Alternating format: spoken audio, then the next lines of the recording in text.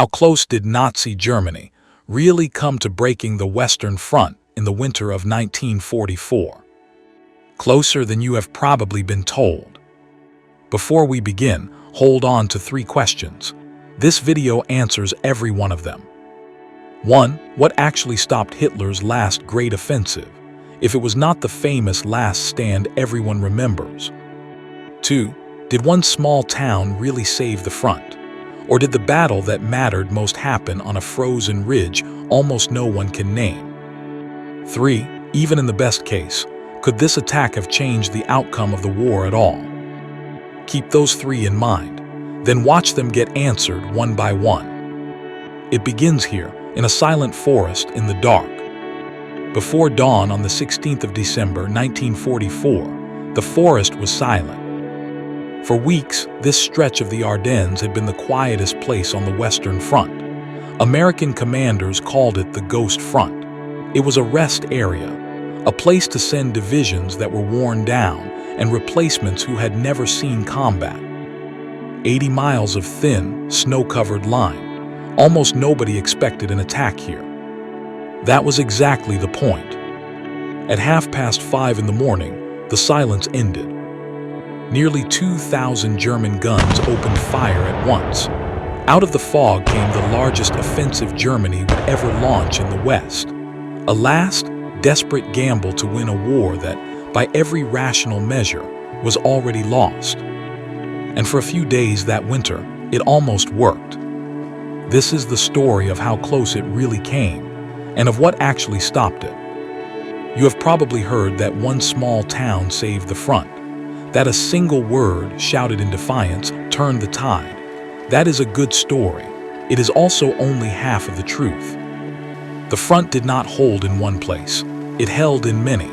And what finally broke the German attack was not one heroic stand. It was arithmetic. The kind of arithmetic that wins and loses wars, fuel, weather, and a target that was always out of reach. Stay with me and I will show you the whole map, not just the famous corner of it. To understand why Adolf Hitler bet his last reserves on a snowbound forest, you have to understand how badly Germany was losing, and why, inside his own head, a gamble this reckless made a kind of terrible sense. By the autumn of 1944, the war in the West had become a matter of arithmetic. The Allies had landed in Normandy in June.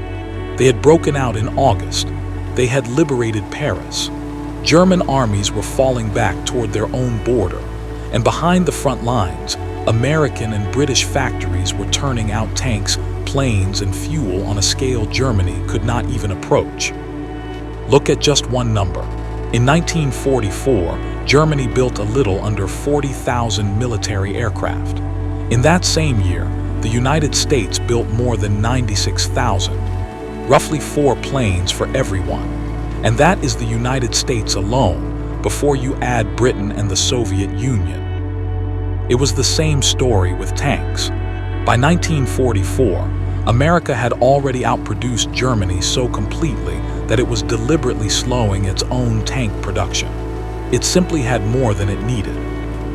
And then there was fuel. This is the asymmetry that decides everything else.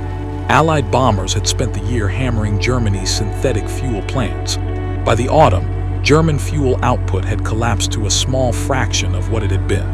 Meanwhile, the Allies had so much oil that they could afford to waste it. The vast majority of all the fuel the Allies burned came from American wells. This is what we mean when we say the war was lost on paper, not as a figure of speech, as a ledger. More planes, more tanks, more fuel, more men, and the factories to replace anything that was destroyed. So why attack it all? Here is where most retellings make Hitler look simply mad. He was not mad. He was cornered and he was gambling. The plan had a cold internal logic. The problem was never the shape of the idea. The problem was the means to carry it out. The goal was not to defeat the United States. Germany could not defeat the United States, and Hitler knew it. The goal was narrower and far more cunning. He wanted to split the Allied armies in two. He would punch through the weak center of the line, drive northwest, and seize the great port of Antwerp. Antwerp was the funnel through which Allied supplies flowed into the continent. Take it, and 4 Allied armies would be cut off from their fuel, their ammunition, their food. Surround them, destroy them, and then Hitler believed the shock of such a defeat might crack the alliance itself. The Western powers might agree to a separate peace, and Germany could turn every remaining division east against the Soviet Union. That was the dream. Split the enemy, take the port, force a deal, save the Reich. And notice where he chose to strike. The Ardennes, the same wooded, hilly, supposedly impassable country through which German tanks had burst in 1940 to defeat France. That was not a coincidence that historians later noticed. The Germans chose it on purpose. They were deliberately repeating the trick that had worked once before, betting that the Allies would never believe the same impossible terrain could hide an army twice. It was a bet on memory, on the idea that the enemy would not learn the lesson Germany itself had taught them 4 years earlier. Hitler gave the operation a deceptive name, Watch on the Rhine. It sounded defensive, as if Germany were simply guarding its river border. The reality was the opposite. It was a hammer aimed at the thinnest part of the Allied line. And here is the part that should stop you. This entire plan rested on 3 conditions. 3 things Germany needed to be true, and Germany controlled none of them. First, surprise. The attack had to come out of nowhere, or the Allies would rush in reinforcements, and the spearheads would be crushed before they reached open country. Second, weather. The skies had to stay gray and grounded. If the Allied air forces could fly, those long German columns on narrow forest roads would be slaughtered from above. Third, fuel. Germany did not have enough gasoline to reach Antwerp. It never did. The plan openly assumed that the attacking columns would capture Allied fuel along the way and run on stolen tanks of gas. Surprise they could not guarantee. Whether they could not order, fuel they had to steal from the very enemy they were attacking.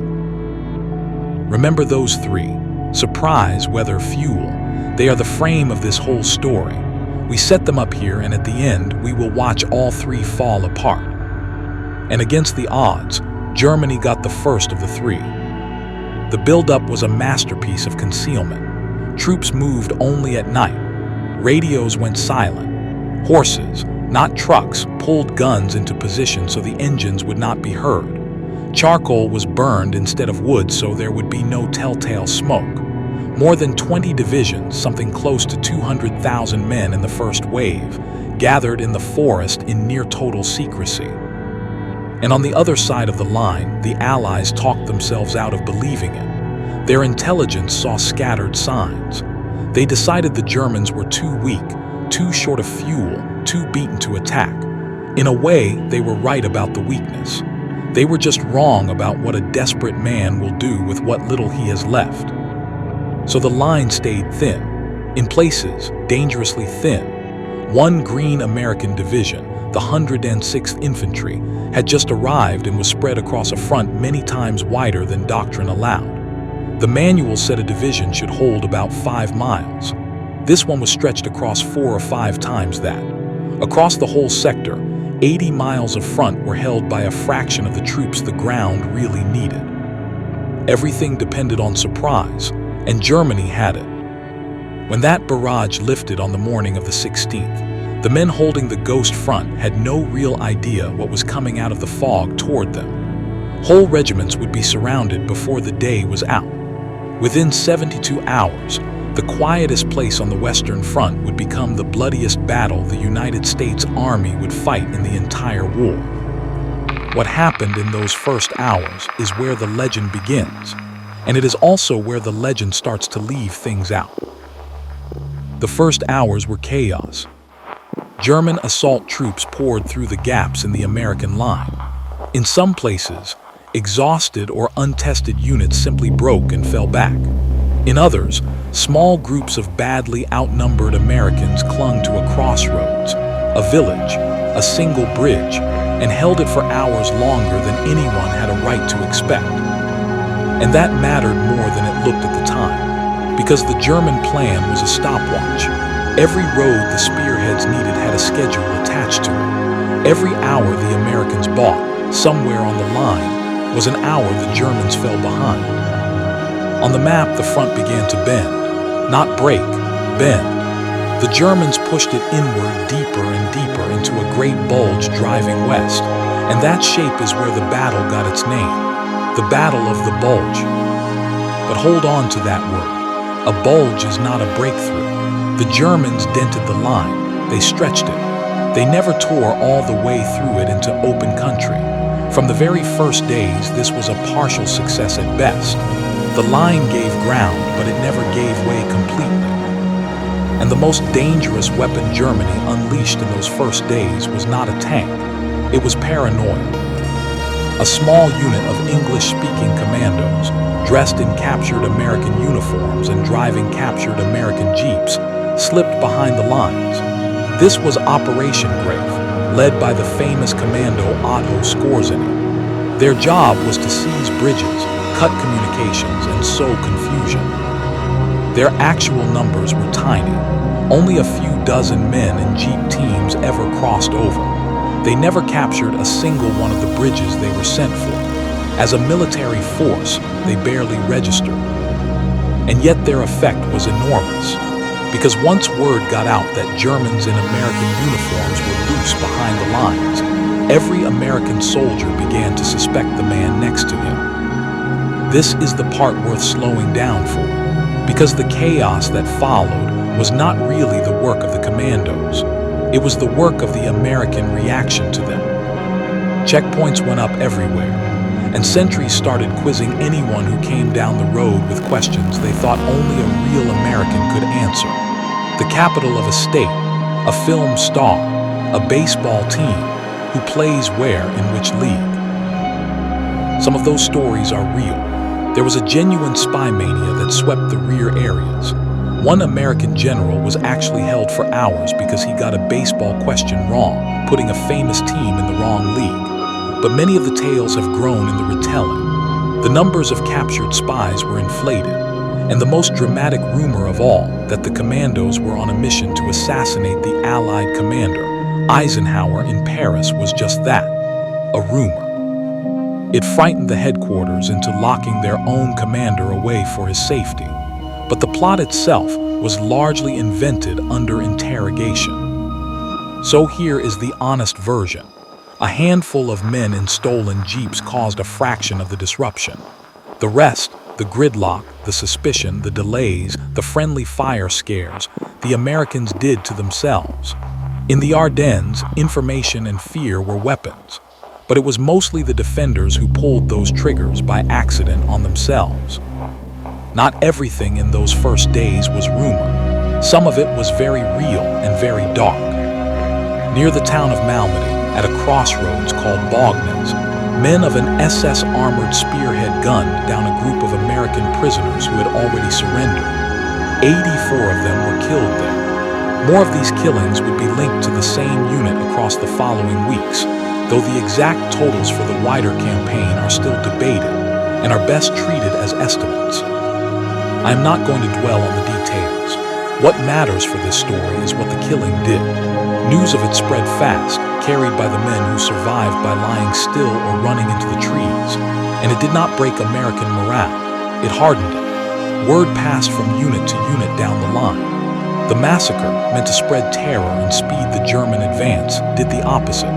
It stiffened the resolve of nearly every American who heard about it. It is a grim irony, and it points straight at the heart of this episode. The German plan kept producing the opposite of what it needed. It needed the Americans to crack. Again and again, the Americans dug in harder instead. The German spearhead was racing west, ahead of schedule, but it was racing toward a small Belgian town that no one on either side had marked as decisive.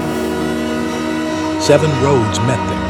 In country this thick with forest and this short on hard-surfaced roads, whoever held those 7 roads could choke the entire German advance. The town was called Bastogne, and what happened there became the most famous story of the whole battle. It deserves its fame, but it does not deserve to swallow everything else that happened in those weeks. Let me show you why.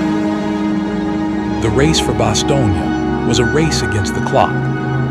If the Germans took it cleanly, those 7 roads would feed their drive toward the Meuse River and beyond it, Antwerp. If the Americans could get troops into the town first and hold it, the German advance would have to flow around it, slowed and tangled the whole way.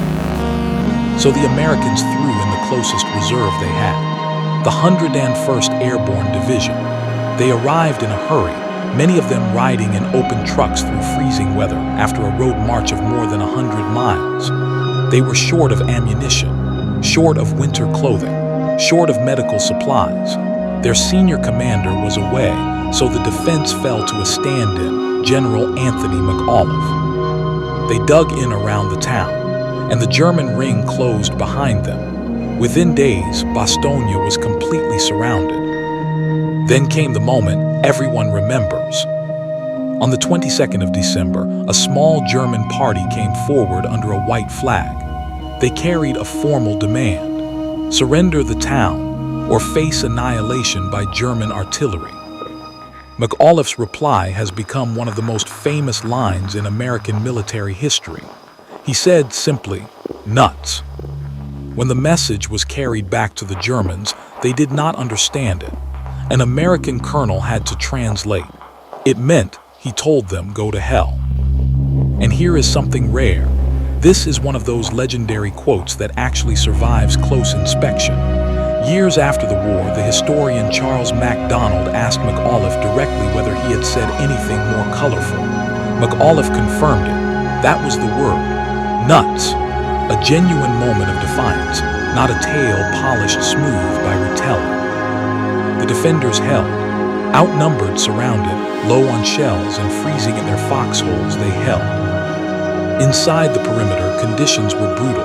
Hard frost, frostbite, wounded men who could not be evacuated. Artillery rationed down to a handful of rounds per gun per day. German attacks probing the line, looking for the weak spot. And over it all, the gray sky that kept Allied planes from flying in help. This is the image that stuck. The encircled town, the defiant word, the elite division holding out against the odds. It is a great story, and every part of it is true. But now I have to complicate it, carefully, because the legend that grew up around Bastogne tells you that this town saved the front, and that is where the popular story quietly goes wrong. Bastogne mattered. It tied down German troops. It denied them a vital road hub. It threw sand into the gears of their timetable. All of that is real and important. But while the cameras of memory point at Bastogne, look at what was happening 50 and 60 miles to the north, because that is where the strongest part of the German attack was aimed, and that is where it was stopped. The most powerful German force in the offensive was a panzer army that was supposed to smash through the northern shoulder of the line and open the road to Antwerp. Standing in its way were 2 American infantry divisions on a low ridge near a village called Elsenborn. Ordinary divisions, no famous nickname, no surrounded glamour, just dug-in infantry and, above all, massed artillery. And they would not move. On the Elsenborn Ridge, the Americans held the high ground and poured fire onto every German attack that came up the slope. The strongest German spearhead, the one with the most direct path to the Meuse, was stopped almost cold. It could not break through, so it was forced south, shoved off its planned roads, squeezed onto routes already crowded with another German army. Think about what that means. The single most dangerous German thrust of the entire offensive was defeated not at the famous town, but on a cold ridge that almost no one remembers, by divisions that never got a movie. Many serious historians now argue that Elsenborn Ridge, on the northern shoulder, was the most decisive action of the whole battle, more decisive, in the cold logic of the campaign, than Bastogne itself. It deflected the main German effort and wrecked the timetable on the most important axis of attack. And it is not the only one. To the east, at a road center called St. Vith, Another American force held out for days against heavy odds, jamming yet another German army and stealing precious time. Day after day, that stand bent the schedule further out of shape. So why does Bastogne get all the fame and Elsenborn almost none? Because Bastogne had everything a story needs: an encircled elite division, a dramatic siege, a general and a single, perfect, quotable word. Elsenborn had none of that. It was a grinding defensive battle by plain infantry divisions and their guns. It was harder to film and harder to tell. So the legend kept the photogenic story and quietly dropped the decisive one. This is the honest correction, and it matters.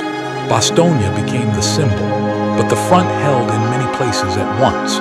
It held where there was a famous word, and it held where there was no siege and no famous word at all, on a freezing ridge that history forgot.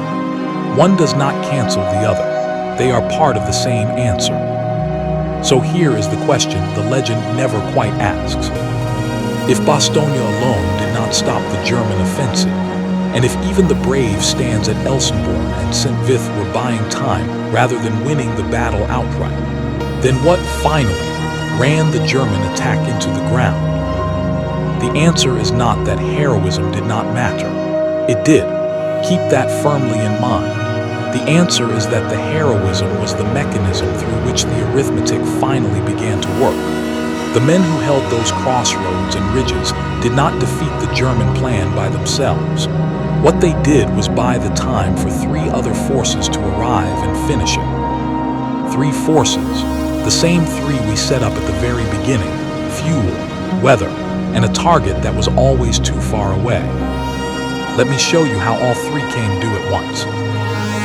Start with fuel, because fuel was the lie at the center of the whole plan. Germany attacked with roughly 6 days of fuel in its tanks. That was it. 6 days. Not nearly enough to reach Antwerp, which lay far beyond the Meuse River. The planners knew this, so they built the shortfall right into the operation. The columns were supposed to capture American fuel dumps as they advanced and drive on stolen gasoline.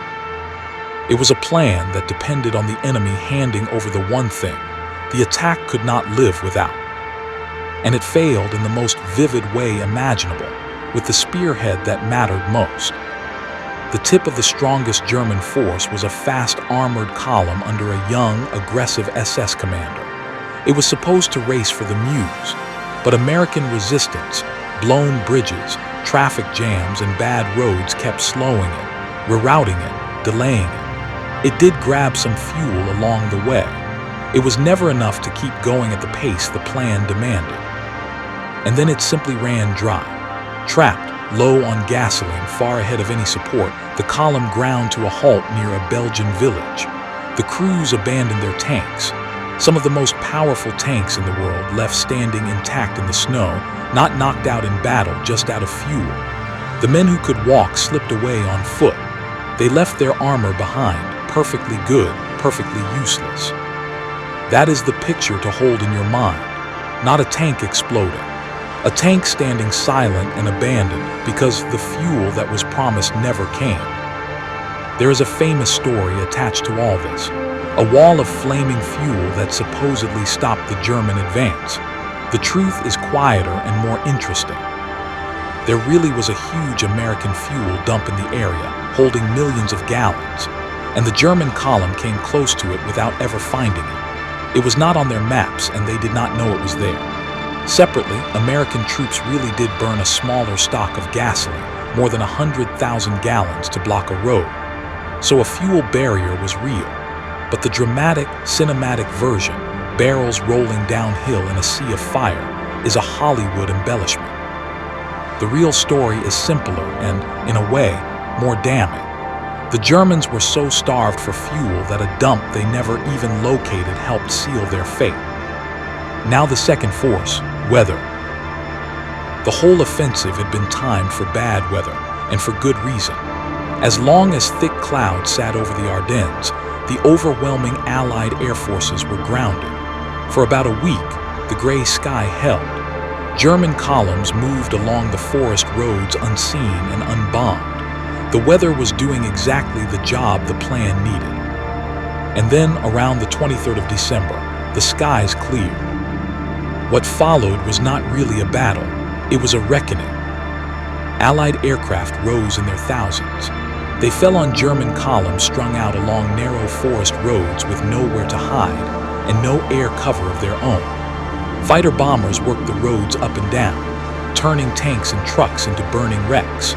One German officer later described the nights afterward as a single procession of torchlight, from the front all the way back to the German border, every flame a vehicle that would never move again.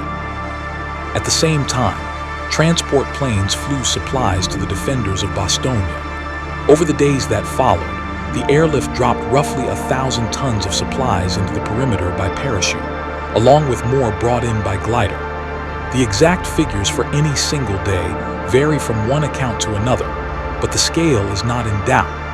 Ammunition, medical supplies, and food rained down on the men who had been running out of all three. The single greatest German advantage, the ability to fight blind under cloud, vanished almost overnight. The weather they had borrowed was called back in. And then there was Patton.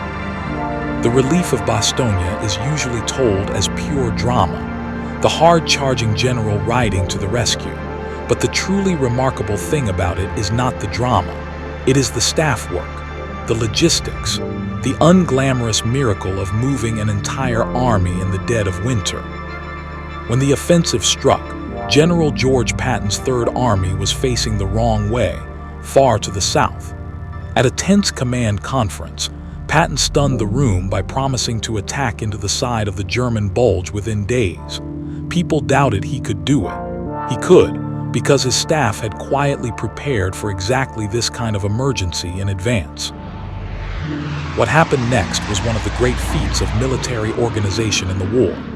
Patton wheeled his army roughly 90 degrees and drove it north, on icy roads, in the worst winter in living memory. His staff shifted tens of thousands of tons of supplies in a matter of days, moved tens of thousands of vehicles, restrung communication lines across the whole sector, and even distributed tons of new maps for ground the army had never planned to fight on. On the 26th of December, his lead tanks punched through to Bastogne from the south and broke the siege.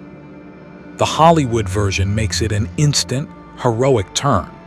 The real version took a little longer and was far more impressive because the achievement was not the boast, it was the delivery. Now step back and look at the whole map at once. The German offensive did not fail at a single heroic last stand. It failed because it was built on three things Germany could not control: the fuel it had to steal and never got enough of, the weather it had to borrow and had to give back, and a target, Antwerp, that was always, almost certainly, beyond its reach. The Bulge pushed out to its deepest point, the spearheads coming within a few miles of the Meuse, and then it simply stopped. There was nothing left to push it forward. No fuel, no air cover, and no realistic way to reach the prize. But do not hear that as the soldiers did not matter. Hear it the other way. The fuel only ran out because brave men delayed and rerouted the columns. The weather only had time to turn because brave men slowed the advance long enough for the calendar to catch up. The impossible target only stayed impossible because, mile by freezing mile, the defenders refused to let the Germans close the distance fast enough. Heroism and arithmetic were never two competing explanations. The heroism was the mechanism through which the arithmetic finally bit. And it is worth answering the biggest, what if head-on, because the popular version loves to leave it hanging. What if the Germans had taken Antwerp? Would it have changed the war? The honest answer, and the answer most historians settle on, is no. Even in the best possible case for Germany, even if those spearheads had somehow reached the port, they could not have held it. Their supply lines would have been stretched impossibly thin, wide open to the very air power that had just torn their columns apart. The Luftwaffe was, for all practical purposes, finished. And in the east, the Soviet Union was about to launch a massive offensive of its own, that would roll over German defenses already stripped bare to feed this gamble. Taking Antwerp would have changed the timing of the end. It would not have changed the end, and reaching Antwerp at all was never really on the table. This is the firmest ground in the whole story. Strategically, the offensive was doomed before the first gun fired. The danger in that first week was real, but it was operational danger, not a strategic chance. Coming close to the Meuse is not the same as being close to winning the war. By late January, the front had been pushed back roughly to where it started. On a map, it looked as if nothing had happened. The Bulge swelled, and then the line was squeezed flat again, back to the snow it had started from. But something decisive had happened, just not the thing Hitler intended. The cost was staggering on both sides. American losses were the heaviest of any single battle the United States fought in the entire war. By most accounts, somewhere between 75 and 90,000 American casualties, including around 19,000 killed. German losses are harder to pin down and are best given as a range, but most estimates put them somewhere between 80 and 100,000. Numbers that large stop being numbers. Each one was a man in the snow. But here is the difference that decided everything. The Americans could replace their losses. Germany could not. Every tank left abandoned in the snow, every plane shot down, every experienced soldier killed or captured, came out of a reserve that Germany would never rebuild. Hitler had taken the last great mobile force he had in the West, the divisions he might have used to defend the Rhine, and spent them on a forest road to a port he was never going to reach. So let me give you the real meaning of that word from the cold open: almost. We remember the Ardennes as the moment Germany almost won the war in the West, but that is the popular version and it has it backwards. This was not the moment Germany came close to winning. This was the moment Germany finally, definitively lost. It threw its last reserves into one desperate swing, missed, and had nothing left to swing again. The popular idea that Germany almost won here is the real outlier. The arithmetic had always pointed one way. In the Ardennes, Germany simply ran the experiment and proved it. Almost won turned out to mean lost faster and for certain. The night Germany almost won the war in the West was, in truth, the night it ran out of ways to keep fighting it. If you want to see how another great gamble of this war played out, the attack on a war its own planners knew they could not win, watch this one next. You already know how this one goes. A fanatic empire high on its own legend throws a punch at a country 10 times its size and gets flattened for it. Reckless, suicidal, idiotic, only that's not what happened. The men who drew up Pearl Harbor weren't idiots. They'd done the math. They knew almost to the ton how much bigger America was. They knew which way the odds fell, and they gave the order anyway. So forget, how could they be so stupid? That's the easy question, and it's the wrong one. The real one is quieter and a lot harder to sit with. What has to be true for smart, clear-headed men to start a war they've already proven on paper they can't win? Stay with me and you'll see it wasn't madness. What you may not be able to do is put a name to what it was instead. And if it's any consolation, neither can the historians who have spent their whole lives on it. To understand the gamble, you first have to understand the trap. Japan in 1941 was a great power built on a single fatal weakness. Its army was hardened by years of war. Its navy was among the finest in the world: modern carriers, superb pilots, the deadliest torpedoes of the age. Its industry had clawed its way into the modern era at a speed that had stunned the West. But the islands themselves were poor in almost everything a modern war machine needs to breathe. Little oil, little iron, limited rubber, limited tin, limited steel, limited supplies of nearly every raw material that turns ambition into ships and aircraft. For decades, Japan had solved this the way every industrial empire of the age solved it, by buying what it lacked from abroad, and increasingly by taking it. The most important of those imports, the one everything else depended on, was oil. Ships ran on it. Aircraft ran on it. The entire navy that made Japan a great power was, in the end, a machine for burning oil, and roughly 80% of it came from a single source: the United States of America. Japan pumped barely 7% of its own. Read that again slowly, because the entire tragedy is hidden inside it. The nation Japan was preparing to fight was the nation that fueled its fleet. Japan's war machine ran on the goodwill of the country it most feared. For a while, that contradiction could be managed, and then Japan made it impossible. In 1937, Japan plunged into all-out war in China. It was supposed to be quick. It was not. The Chinese would not surrender and would not be destroyed, and the war sprawled out across a continent, swallowing men, money, and materiel year after year with no victory in sight. The deeper it got, the more raw material Japan burned, and the more dependent it became on the very powers that disapproved of the war it was fighting. Washington watched, and Washington began to squeeze step by step in stages. It let an old trade treaty lapse. It restricted scrap metal and aviation fuel. Each turn of the screw carried the same message: get out of China. And each turn made Japanese leaders more certain that backing down now meant strategic suffocation, a great power reduced to begging for the resources to survive. Then, in the summer of 1941, Japan made the move that sprang the trap shut. In late July, Japanese forces moved into the southern half of French Indochina, a long stride toward the oil and rubber of Southeast Asia. To Washington, it looked like exactly what it was: preparation for further conquest. The response was immediate, and it was devastating.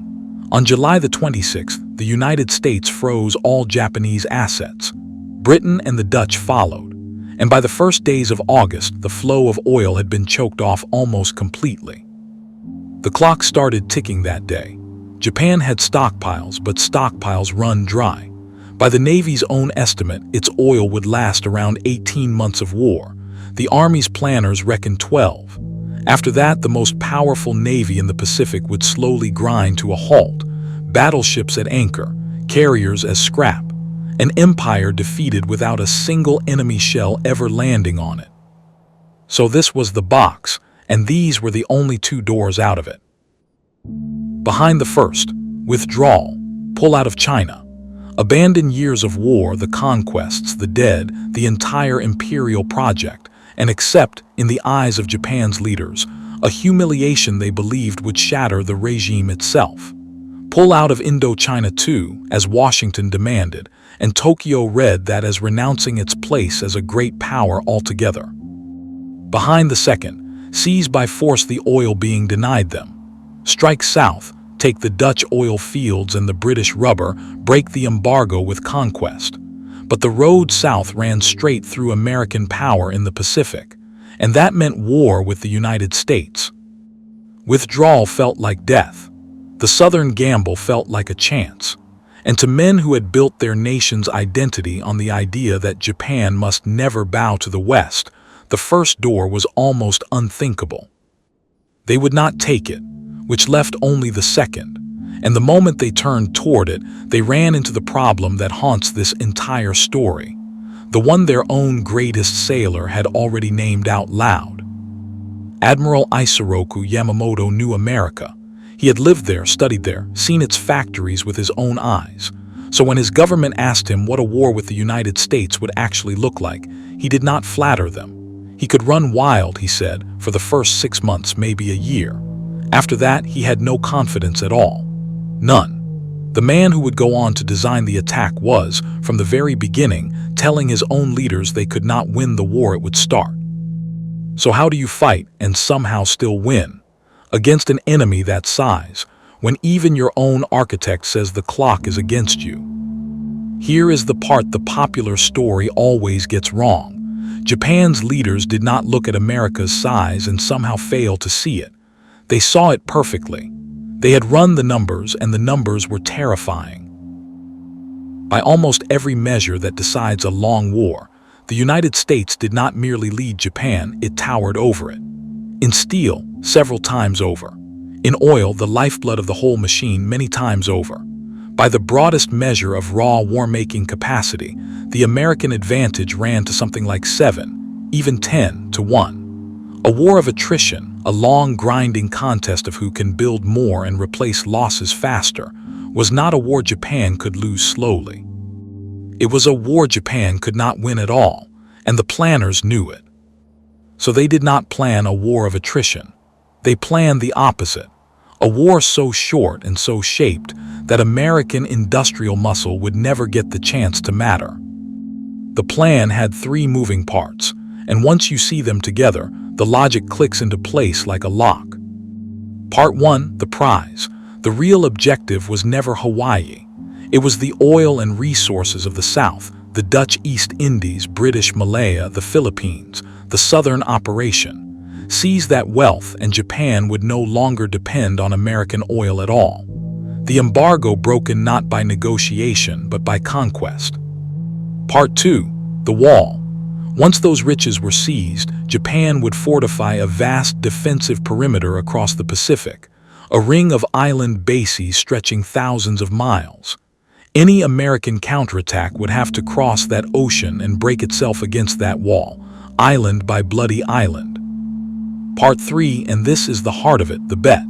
Japan could not destroy the United States, so it would not try. Instead, it would make the cost of victory unbearable, drag the war out, bleed American patience until a tired, distracted public also worried about Hitler across the Atlantic decided that recapturing some far-off Pacific island simply was not worth the price. And then Japan assumed America would do the sensible thing. It would negotiate. It would accept a settlement that left Japan its conquests. The whole strategy, then, was never about defeating America. It was about convincing America, winning the war not on the battlefield, but at the negotiating table, by making the battlefield too expensive to bear. And the men who designed this were not inventing it from nothing. They had done something like it before. In 1904, Japan had gone to war against the Russian Empire, another giant that on paper should have crushed it. And Japan had won. It opened that war, too, with a surprise attack on an enemy fleet at anchor at Port Arthur before any declaration. It won a string of victories, smashed a Russian fleet at Tsushima, and then, with both sides exhausted, a foreign power stepped in to mediate. Japan got a favorable peace. A smaller nation had taken on a colossus, struck first, hit hard, and forced the giant to deal. That war lived in the bones of Japanese strategy. To the planners of 1941, the parallel was obvious and it was reassuring. Port Arthur in 1904, Pearl Harbor in 1941. Strike the giant's fleet at anchor, win the opening, force the deal. It had worked against Russia. Why not against America? But notice the buried flaw in the template. The 1905 model had worked because Russia was an enemy that could be exhausted and willing to be talked into peace. The United States, it would turn out, was neither. And there is a deeper crack in this story, the one detail that should stop you cold. The Japanese Navy, the very service that would have to fight this war, did not, in private, believe it could win it. And it would not say so out loud. By the later testimony of Japan's own prime minister, the Navy's leaders doubted victory and wanted to avoid war. But they refused to declare themselves unready, because the Army would only stand down if the Navy admitted weakness first, and the Navy would not pay that price in prestige. The one institution best placed to stop the war chose silence instead. Even the attack itself cut against Japan's own cherished doctrine. That doctrine had dreamed of luring the American fleet across the Pacific, to be destroyed in one decisive battle in home waters. Yamamoto inverted it, carry the blow to the enemy first, at Pearl Harbor, and he forced the plan through over the resistance of his own naval staff, twice threatening to resign to get his way. The man who doubted the war most was also the man who gambled hardest to begin it. So the whole gamble came down to a single assumption: that America, hit hard enough and bled long enough, would rather cut a deal than fight to the end. This is where the road forks. Push the evidence one way and you get cornered men making the only sane bet they had left. Push that same evidence the other way and you get something closer to a daydream, a plan resting its entire weight on the one thing least likely to ever come true. Same documents, same dates, same men, two completely different stories built out of them. Keep both open in your head because we're about to watch the bet get placed for real, and by the end, the call is yours. Even within Japan's own navy, the plan was considered dangerous to the point of madness. To pull it off, Yamamoto would send the heart of his fleet across thousands of miles of open, empty ocean. 6 aircraft carriers, the elite strike force known as the WWII. They would cross in total radio silence in winter, undetected, to a point a few hundred miles north of Hawaii. If the Americans spotted them on the way, the most powerful carrier force on Earth could be ambushed and destroyed in a single morning. He staked the future of the Japanese Navy on the bet that he could move it halfway across the Pacific without anyone noticing. And the astonishing thing is he did. The fleet crossed the northern Pacific in silence and arrived, undetected, in the dark hours before dawn on December the 7th, 1941. At dawn, the planes lifted off the decks and turned toward the island. 183 aircraft in the first wave, 171 more behind them in the second, 353 in all, crossing toward a sleeping island. On the island, it was a quiet Sunday morning. The fleet sat at anchor in neat, peaceful rows. Sailors slept or wrote letters home or stood in line for breakfast. And then just before 8 o'clock, a single stunned radio call went out across the harbor. Air raid Pearl Harbor. This is no drill. For roughly 90 minutes, the harbor was a killing ground. Bombs and torpedoes tore into the anchored ships. The battleship Arizona took a hit near its forward magazine and erupted, killing 1,177 men in an instant, nearly half of everyone who would die that day. The Oklahoma rolled over and capsized. One after another, the great ships of the Pacific Battle Line were hit, burning, settling into the mud. By the time the last Japanese plane turned for home, all 8 battleships in the harbor had been struck, 4 of them sunk. Around 2,400 Americans were dead. Tactically, it was a triumph. By the standards of the plan, it was almost flawless. In Tokyo, when the news came, there was euphoria. The Giant's fleet had been smashed at anchor, just as the Russians had been in 1904. And yet, hidden inside that triumph were the seeds of catastrophe. Here, the popular story and the careful history begin to part ways, and it is worth slowing down to see where. You will often hear that Japan made a second, fatal mistake that morning. It should have launched a third wave, the story goes, to destroy the fuel tanks, the dry docks, the repair yards, and by failing to, it left America the means to rebuild. It is a powerful story. It may also be largely a myth.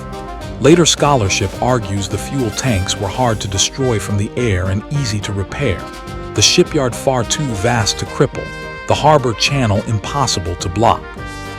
And the famous shipboard argument over a third strike.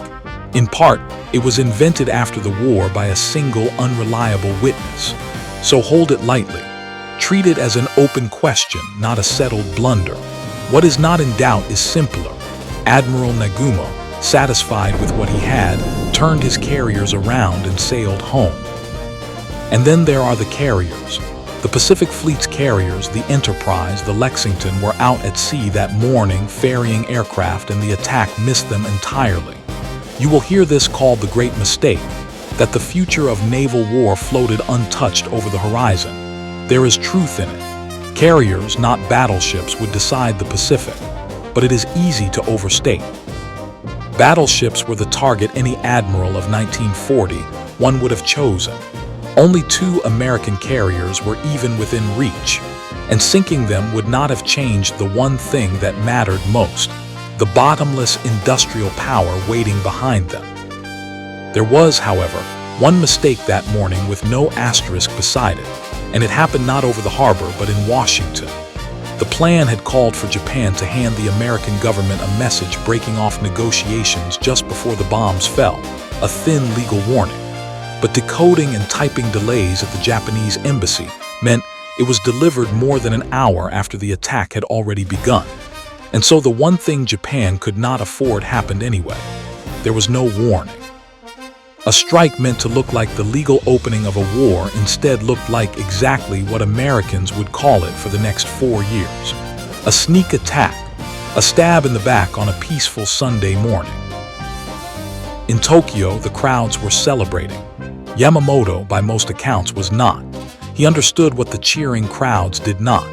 He had delivered the perfect tactical blow, and in doing so, he may have set in motion the precise catastrophe he had spent years warning his country to avoid.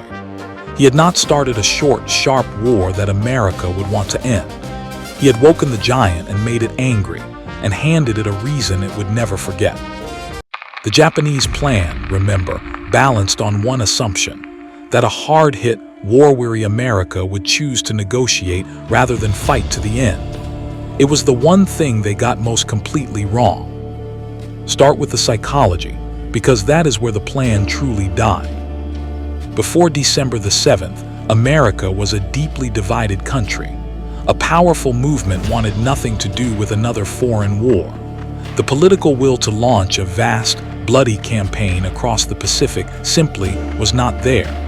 Pearl Harbor created it overnight. When Roosevelt rose before Congress the next day, the whole meaning of the moment came down to a single word. His first typed draft had called December the 7th a date that would live in world history. He crossed those words out by hand and wrote instead, infamy, a date which will live in infamy. With one stroke of a pen, he reframed the attack not as an act of war, but as a betrayal.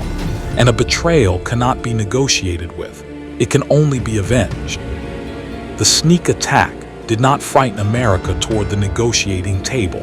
It enraged America, and it united America in a single morning more completely than any politician ever could have.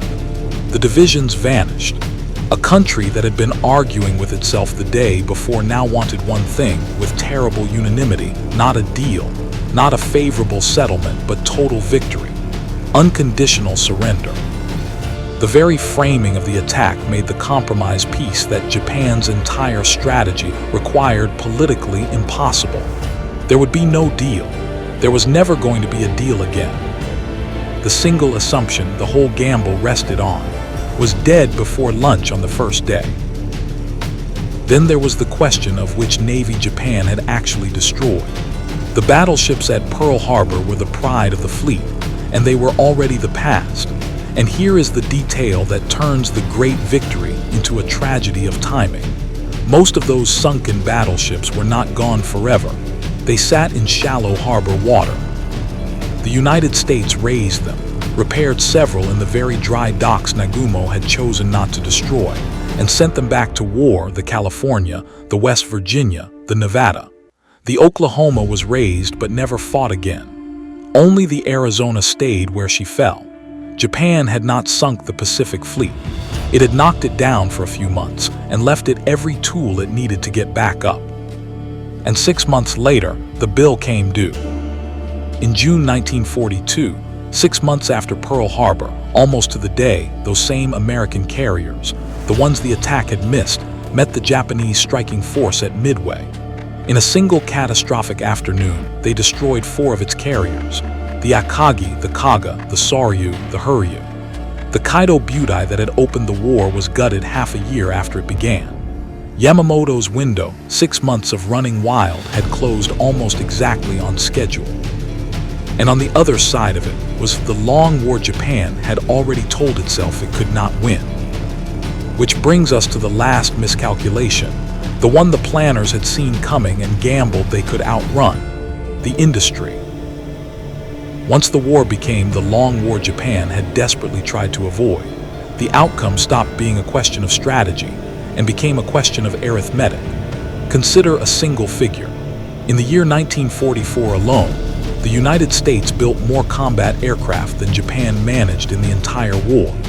Across the whole conflict, the tally was almost beyond belief: 325,000 American combat aircraft against Japan's 76,000. Or take the ships that would come to decide the Pacific. In the 3 years after Midway, Japan built 6 aircraft carriers. The United States built 17. That was the gap the planners had feared. And once it was fully unleashed and fully enraged, it did not shrink. It widened into something Japan had no answer for at all. And here is the cruelest irony of all. Japan's plan worked. The opening went almost exactly as designed. In the months after Pearl Harbor, Japan ran wild, just as Yamamoto said it would. It took the Philippines, it took Malaya, it seized Singapore, it captured the oil of the Dutch East Indies. The prize was won. The wall was built. Every early move on the board went Japan's way. And none of it mattered, because the one thing the entire strategy needed, and America willing to make a deal, was the one thing that, after the morning of December the 7th, would never exist again. So cold calculation or fantasy. Here's the part that stays with you. The people who have spent 30, 40 years inside this question still can't agree. And that's not history failing to do its job. That is the job. We want it clean. We want them to be fools, or we want them to be monsters, because either version keeps us safe. Either version means it could never have been us. The truth won't let us off that easy. Pearl Harbor is what it looks like when intelligent, careful people run out of good options and talk themselves into a catastrophe, one reasonable-sounding step at a time. That's not a story about fanatics.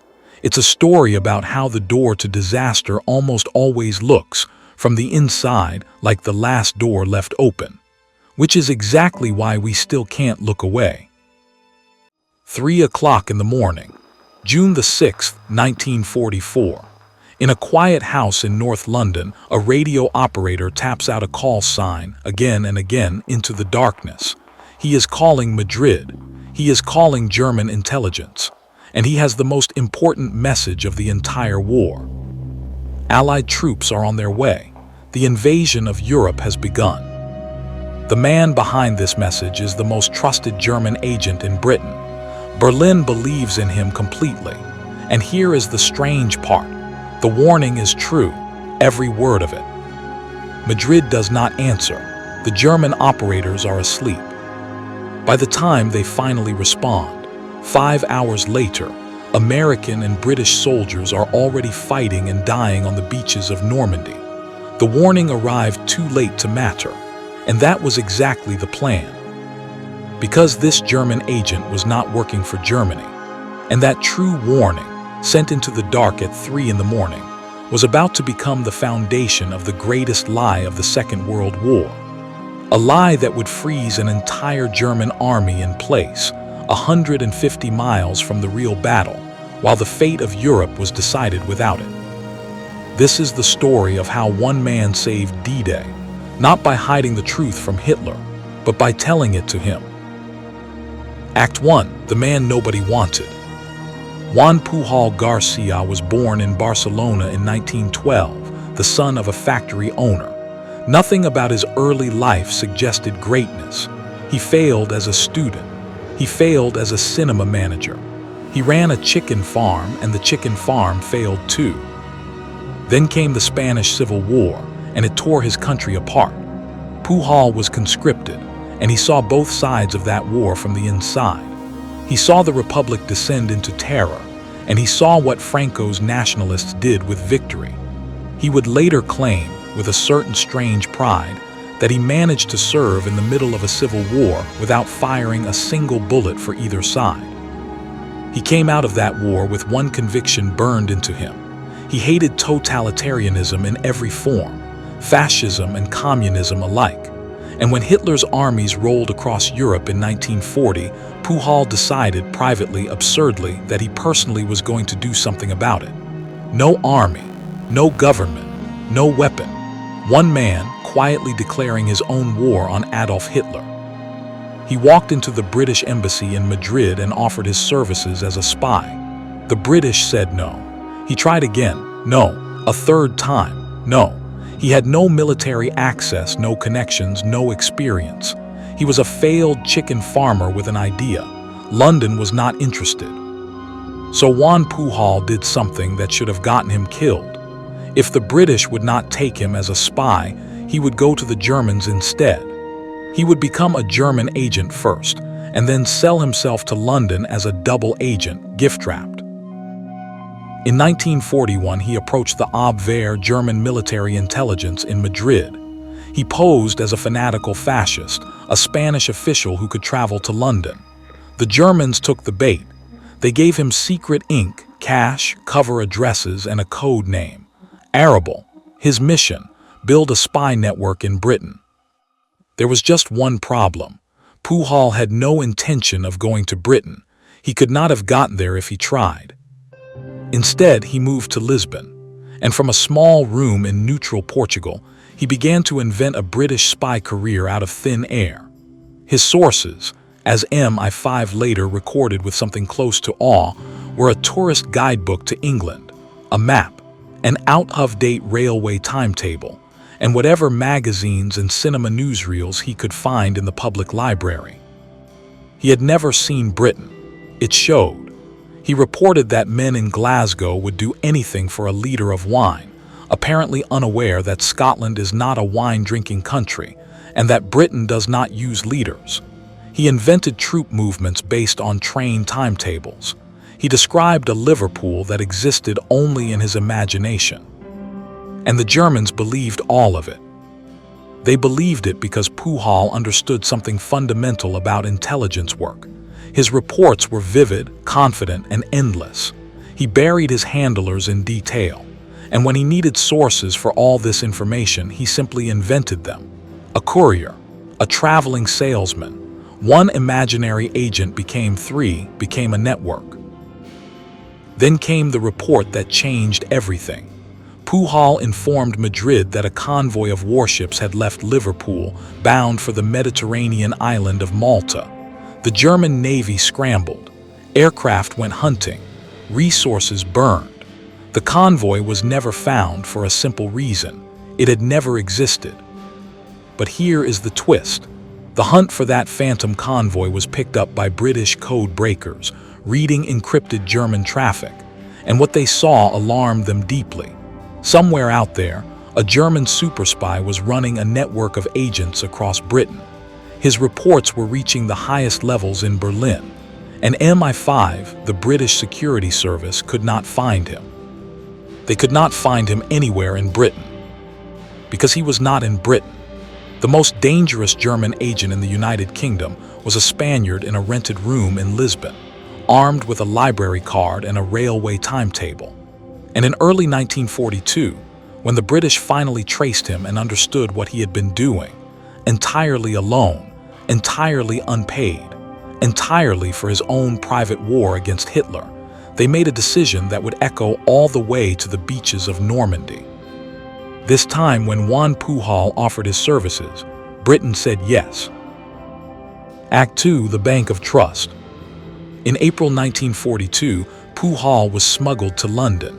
MI5 gave him a new code name. The Germans had Arable. The British, in honor of what they called the best actor in the world, chose Garbo. He was paired with an MI5 officer named Tomas Harris, an art dealer, half Spanish, fluent, brilliant. Pujol and Harris became one of the strangest and most effective partnerships of the war. Together, over the next 2 years, they wrote what was essentially an enormous novel, delivered to German intelligence one report at a time. The imaginary network exploded. The fake agents Pujol had invented in Lisbon now acquired colleagues, friends, sub-sources, lovers, grudges, and salaries. A Welsh nationalist who hated the English, a Venezuelan student, a disgruntled airline employee, an anti-communist Greek sailor. By the end of the war, German intelligence was funding a network of 27 agents in Britain. Every single one of them was fiction. Berlin paid them generously, real money for imaginary people, and the Germans considered it money well spent because the network delivered. Its reports were detailed, plausible, and, crucially, often true. That was the secret engine of the whole operation: truth in carefully measured doses. The method worked like this. British intelligence would feed Garbo genuine information, Real facts about troop movements, real names, real preparations. Things the Germans would eventually confirm from other sources. But each true report was timed to arrive just slightly too late to be useful, accurate enough to verify, late enough to be harmless. Every confirmed report was a deposit in a bank of trust.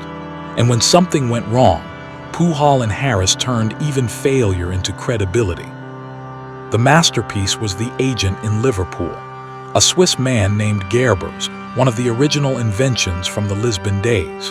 In 1943, a major fleet movement was about to leave Liverpool, something a real agent in that city could not possibly have missed.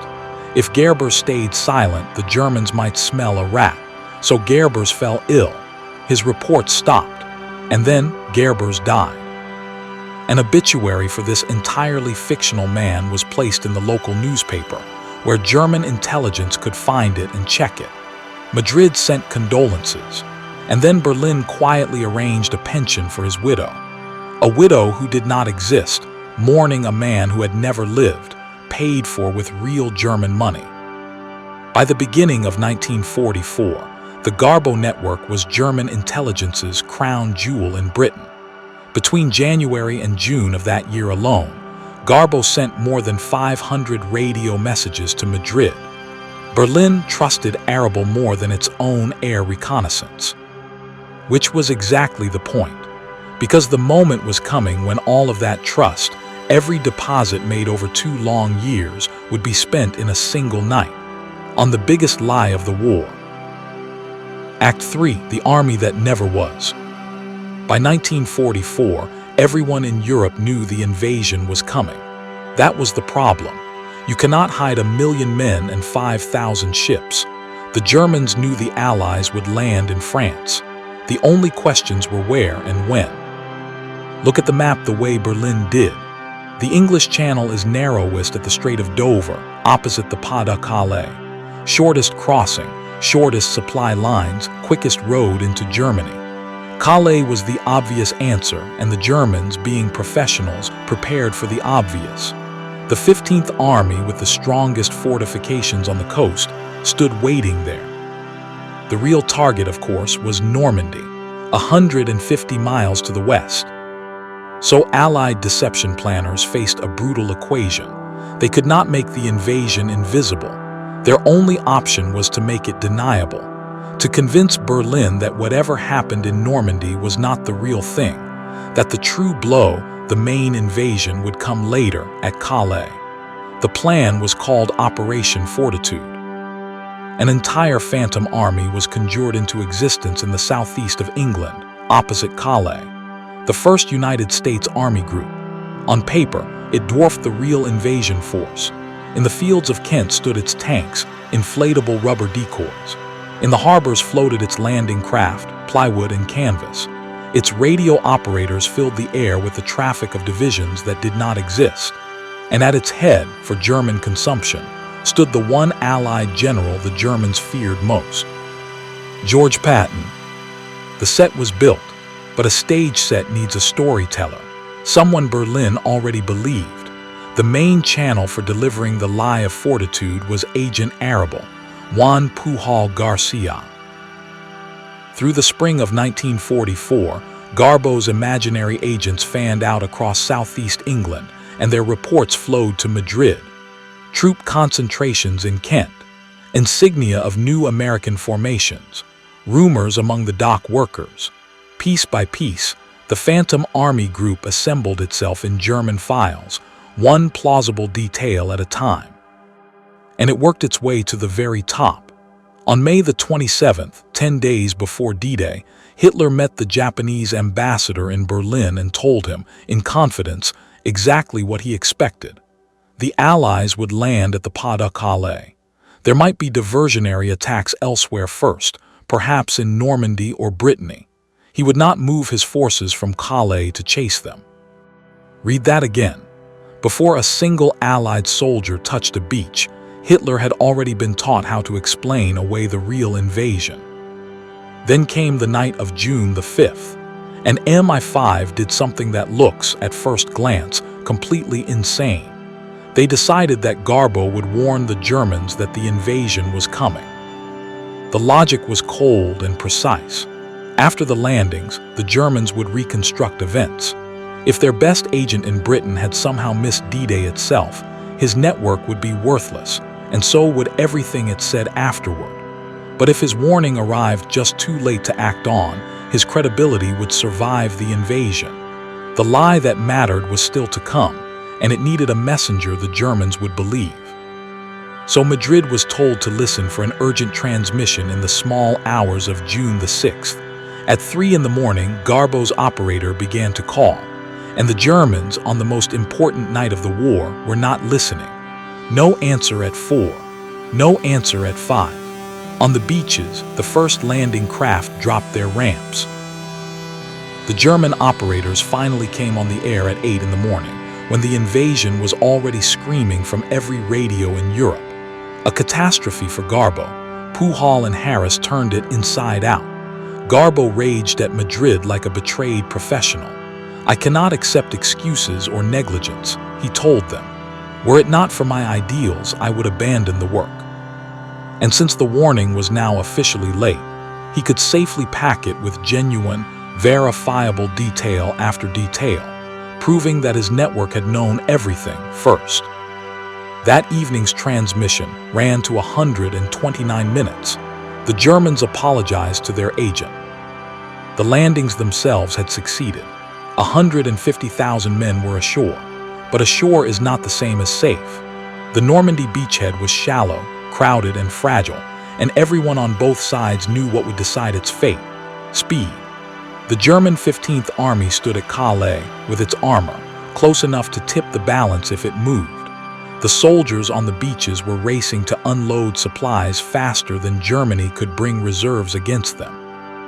And in those first days after the landings, German commanders began demanding the obvious. Normandy is the invasion. Release the 15th Army. Send the tanks west now and drive the Allies into the sea. Everything Fortitude had built was about to collapse on contact with reality, unless someone Berlin trusted told them, one more time, to wait. Act 4. The message that stopped an army.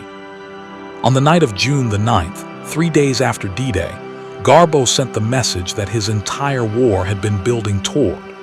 He had conferred, he said, with his best agents across England, and their conclusion was unanimous and alarming.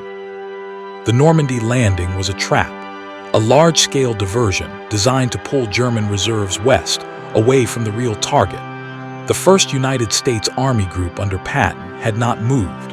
75 Allied divisions stood in England, and the main blow was still to come, across the narrow sea at the Pas de Calais.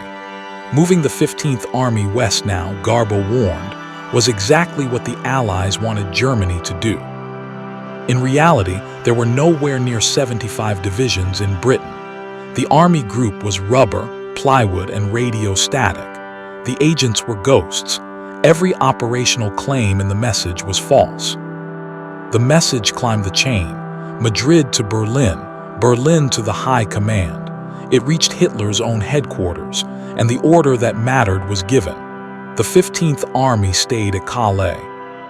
Field Marshal Rommel, fighting for his life in Normandy, wanted those divisions desperately.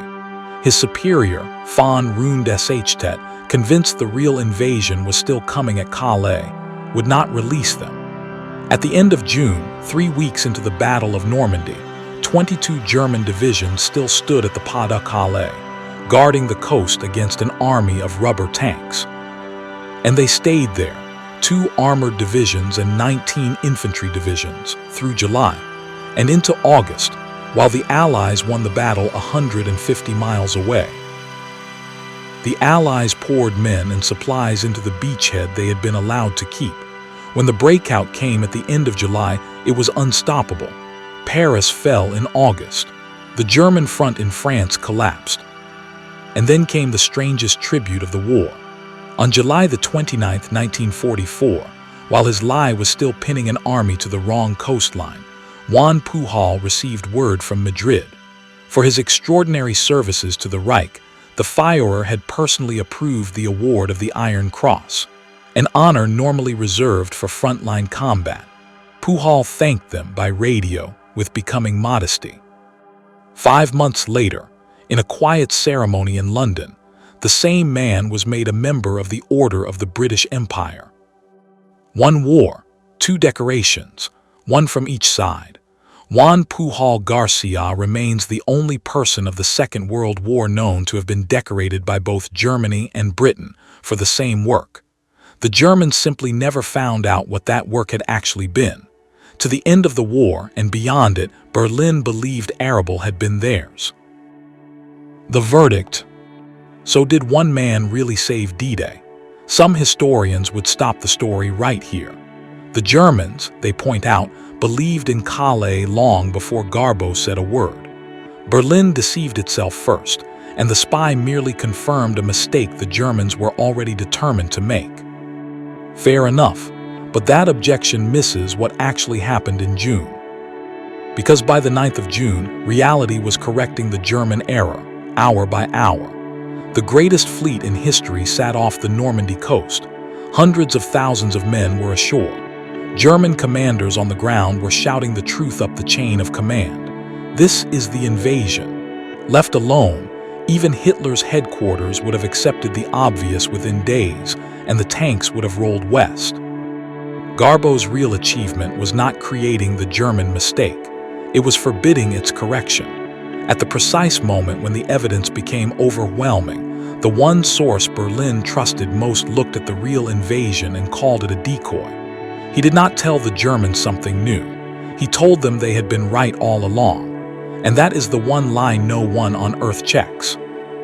And notice the strangest thing about the man who told it. Juan Pujol boasted that he had once gone through an entire civil war without firing a single shot. He went through a world war the same way. He never carried a rifle. He never gave an order. His only weapon was trust, patiently manufactured for 2 years and spent in a single night. And with it, he held more enemy divisions out of a battle than most generals ever commanded into one. It is hard to name anyone in that war who hurt fewer people and decided more, which leaves an uncomfortable question hanging over every history book. If wars can be won like this, what are they really fought with?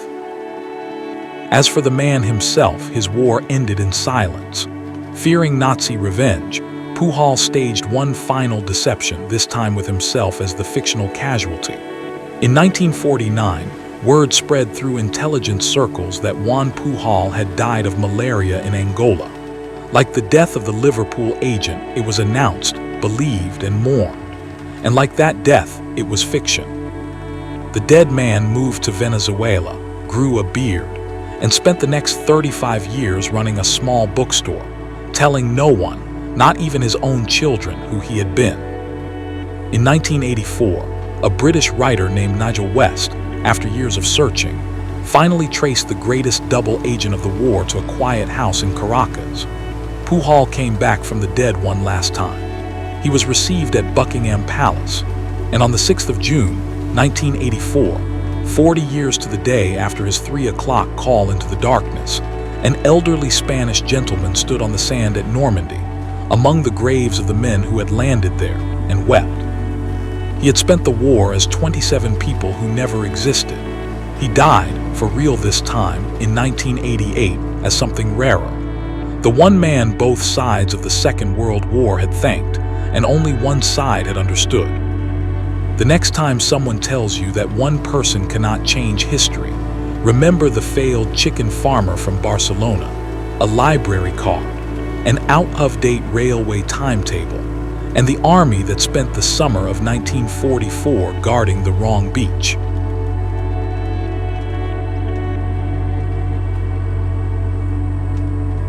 For more than 80 years, the story has been told the same way. The 12th of July, 1943, a wide field of black earth outside a town that almost no one in the West can name, Prohorovka.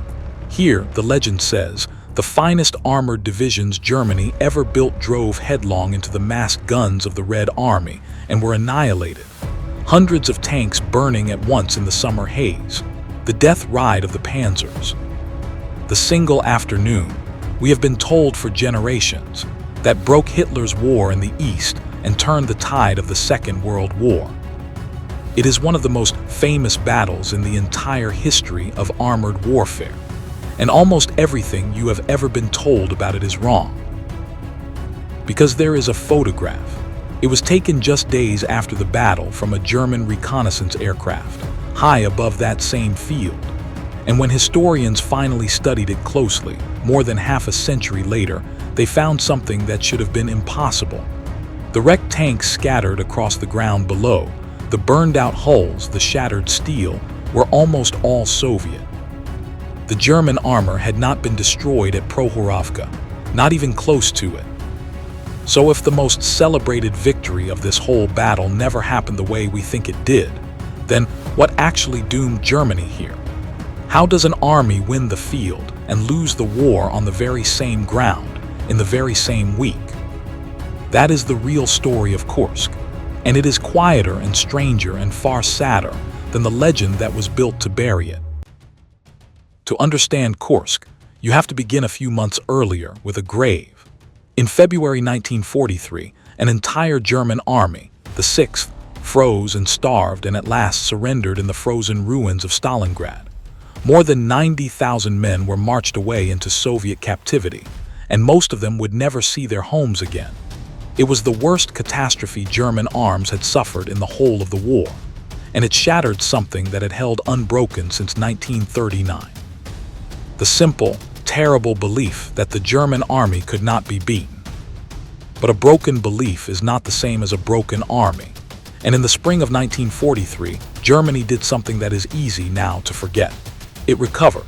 Its factories poured out tanks faster than they ever had, and strange new machines with them, the sleek Panther, the vast and heavy Ferdinand. Divisions were filled again with fresh young men. By that summer, measured in cold numbers alone, the German army in the East was in some ways stronger than it had been a year before. It had lost its aura of invincibility. It had not yet lost the war, and Hitler was determined to prove it. Everything now rested on those new machines, and on the faith that German engineering could still do what German numbers no longer could. It was a faith that would betray them. The Panther, rushed into service in time for this battle, was a superb tank on paper, but many of them broke down on the very roads leading up to the front, their engines catching fire before they had fired a single shot in anger. The Ferdinand was a monster, a 70-ton hunter with a gun that could kill a Soviet tank at a mile, and its designers had forgotten to give it a machine gun. Once Soviet infantry got in close, in among the German giants, the crews had nothing to fight them off with, and the monsters were blinded and killed by men on foot. It was a small thing, a missing machine gun, but it whispered the lesson of the whole campaign to come, that no single wonder weapon, however powerful, could answer the one question Germany could not solve. There were not enough of them, and there would never be enough of them again. Still on the map, the opportunity looked almost too good to refuse. West of the city of Kursk, the front line bulged far out to the east, into ground the Germans held on three sides. A great salient, roughly the size of a small country, and packed inside it were entire Soviet armies. The idea was simple, and on paper it was beautiful. Two German pincers, one striking down from the north, one driving up from the south, would cut through the base of the bulge, meet behind it, and seal hundreds of thousands of Soviet soldiers inside. A second Stalingrad. Only this time, the Germans would be the ones holding the ring, and the enemy would be the ones dying inside it. The plan was given a name that suited the hopes Hitler had piled onto it: Operation Citadel. There was only one real problem with it. On the other side of the line, almost everyone could see it coming. The Kursk salient was so obvious a target that one of Germany's most gifted commanders, Erich von Manstein, urged Hitler to strike at once in the early spring while the Soviets were still off balance and the ground was hard. But Hitler hesitated. He wanted to wait for the new tanks, for more Panthers and more Ferdinands, for the machines he was certain would decide the day. And so the attack was postponed, once, and then again, from May into June and into July. Every single week of that delay was a gift, handed quietly to the enemy. Because the Soviets knew, through their intelligence networks and through plain hard common sense, Marshal Zhukov and the Soviet High Command had read the German plan almost perfectly, and they made a choice that took an extraordinary kind of nerve. They would not attack first. They would wait and let the Germans come to them, walking straight into the deepest defensive position ever built by human hands. For 3 months, the quiet farmland around Kursk was turned into a machine for killing tanks, soldiers, and hundreds of thousands of ordinary civilians, women and old men among them, dug until the earth itself seemed remade. Belt after belt of trenches, gun pits sited along every path a tank might choose to take, thousands of miles of wire, and beneath it all, buried in the black soil, hundreds of thousands of mines, waiting in the dark. It was the kind of labor that leaves behind no monuments and no medals, just the slow, patient shaping of the ground on which tens of thousands of young men on both sides were now about to die. By July, the salient was no longer a bulge on a map. It was a trap 8 defensive belts deep, and the men who had prepared it knew, almost to the hour, where their enemy meant to walk into it. On the 5th of July, 1943, the Germans came. The greatest concentration of armor the world had ever seen rolled forward into ground that had been waiting patiently for it for 90 days. From the very first hours in the north, the great plan began to come apart. There, General Walter Model's 9th Army drove down into the salient and straight into the Soviet defensive belts. This was not the open steppe where German tanks had once raced across whole countries in a single summer. This was ground chosen by the defender and paid for in advance. Minefields funneled the panzers into narrow lanes where anti-tank guns were already laid and waiting. Soviet infantry let the tanks grind past them, then rose up out of the earth to cut down the men coming along behind.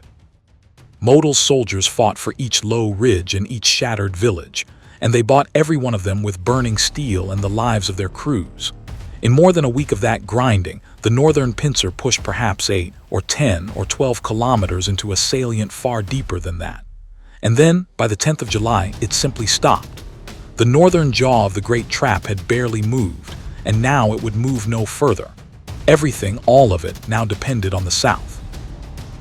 In the south, for a few days, the picture looked different. There, it looked to the Germans like hope. General Hermann Hoth's 4th Panzer Army, its spearhead formed by 3 elite SS Panzer divisions, pushed deeper than anyone in the north had managed to go. Slowly, and at bitter cost, they tore their way through the Soviet lines, through one belt of defenses and then the next. These were among the finest and best-equipped formations Germany had left in the world, and they ground forward with a dark, patient momentum, drawing closer and closer to breaking free into the open country beyond the last of the trenches. And as they advanced, they drove toward a stretch of gently rolling farmland near a small railway station, a place the Soviet command had already marked in its own mind as the line that had to hold, whatever the cost of holding it. Stalin's last reserves were racing toward that same ground, an entire fresh tank army flung forward to meet the SS face to face. The name of that small railway station was Prohorovka. On the 12th of July, 1943, the two masses of armor met. The legend of the Eastern Front was born on that morning, and so, though no one would know it for 50 years, was the truth that would one day replace it. On the Soviet side, the 5th Guards Tank Army, under General Pavel Rotmistrov, had been ordered to halt the SS at absolutely any price. And so hundreds of Soviet tanks, the sturdy and reliable T-34 chief among them, came surging forward across the open fields toward Prohorovka, in one enormous headlong charge, straight into the waiting German armor. For decades afterward, the story ended in a single triumphant sentence. The SS panzers were smashed, 300 or 400 German tanks destroyed in that one day of fire. The cream of Hitler's armor burned away in a few hours on the steppe. That number came from a Soviet report, written down in the days just after the battle, and it was very nearly pure fiction. Because as that great mass of Soviet tanks charged forward, many of them ran headlong into an obstacle their own side had dug, a deep anti-tank ditch meant to stop the Germans. In the smoke and the dust and the sheer speed of the attack, Soviet crews drove straight over the edge of it, or piled up helplessly along its lip, or stalled in the open with nowhere left to go. And the German tanks, many of them halted and firing coolly from good ground, did to those attackers exactly what a prepared defender does to men caught in the open with no cover. They burned them where they stood. When the German reconnaissance plane passed over the battlefield afterward, the evidence lay frozen in the churned black earth, wreck after wreck after wreck, and the overwhelming majority of them Soviet. German tank losses on that day were not in the hundreds. In machines actually destroyed beyond repair, they may have numbered only a handful. Weeks later, nearly half of all the German tanks that had fought at Prohorovka were still on the rolls and still running.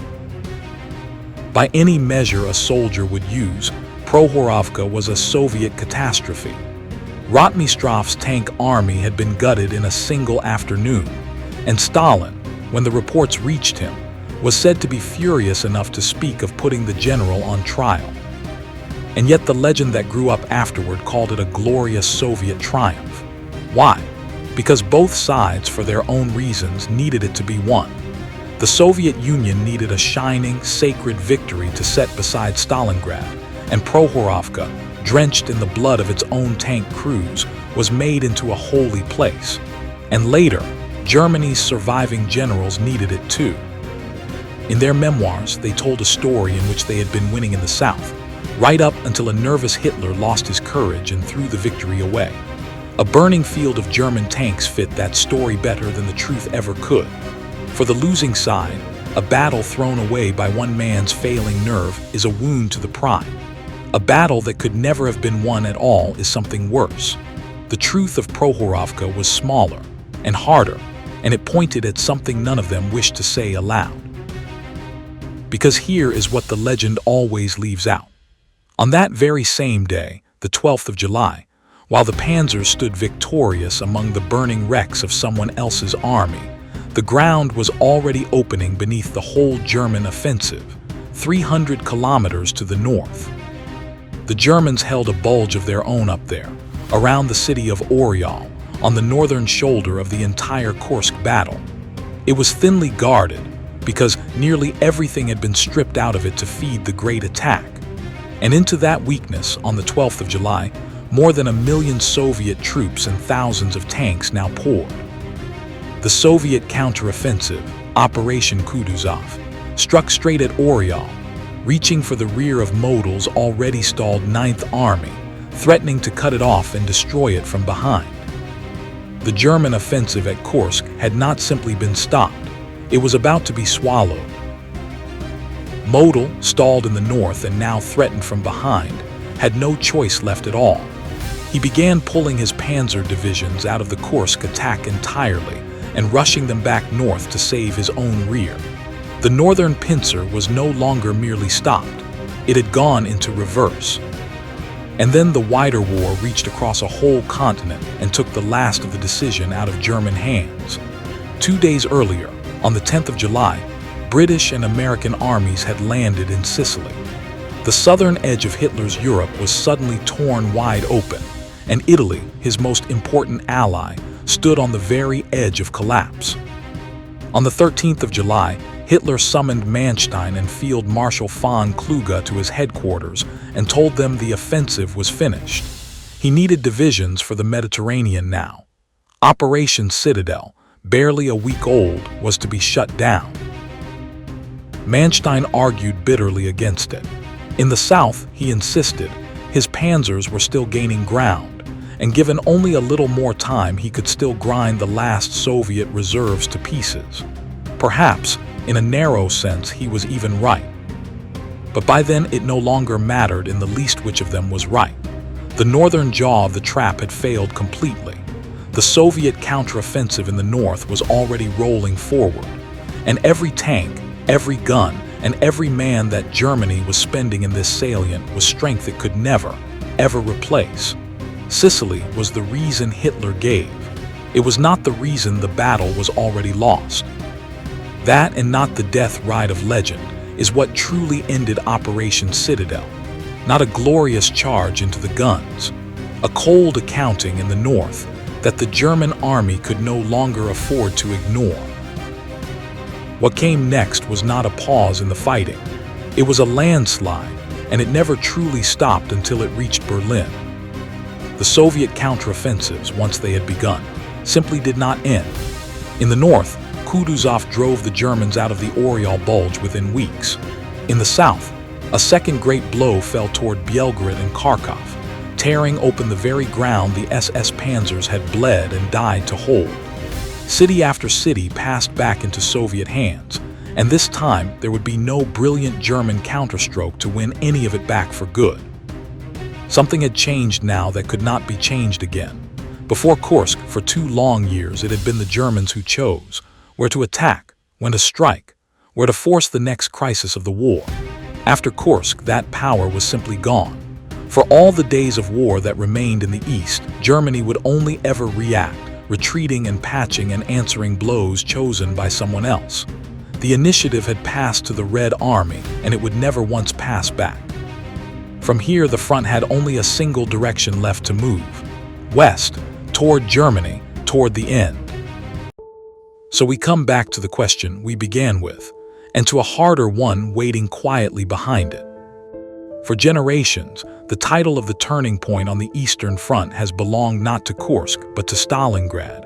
And there is a serious case made by serious historians that Kursk deserves no such honor at all. It runs like this. By the summer of 1943, the war in the East was already lost, and had been lost for months. The numbers say it plainly enough.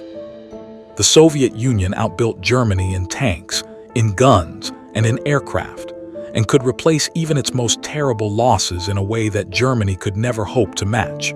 American supplies arrived by the trainload.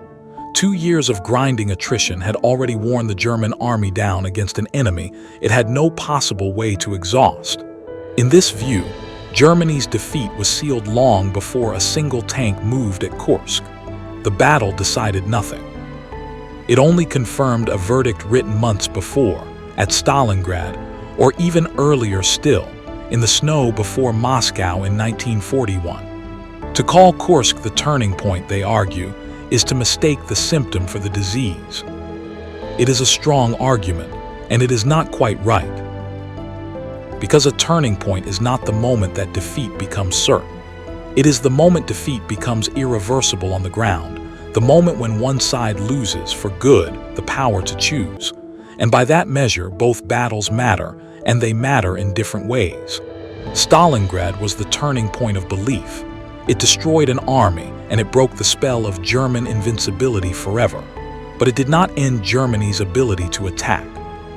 After Stalingrad, Germany rebuilt, and in July of 1943 it still held the initiative in its hands.